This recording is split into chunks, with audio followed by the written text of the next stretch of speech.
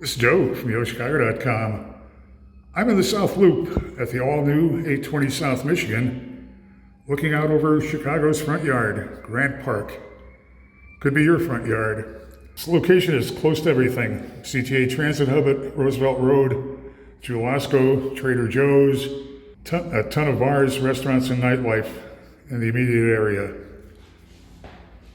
This is a studio apartment with wide plank flooring throughout and the ceilings that soar up above 13 feet. There's track lighting in the living area up above me. Headed for a look at the kitchen. It's a galley-style kitchen, 42-inch upper cabinets. There's a stainless steel appliance package that includes a dishwasher, microwave, 4-burner electric stove, range hood, and a GE refrigerator freezer.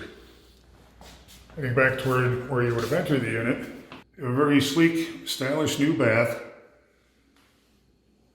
It's a wide shower with a body spray attachment, floating vanity, and there's a wall-mounted medicine cabinet. Very attractive location here.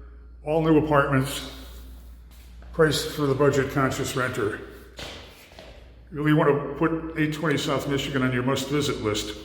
Head to the building's website to see floor plans and near real-time rent and availability info.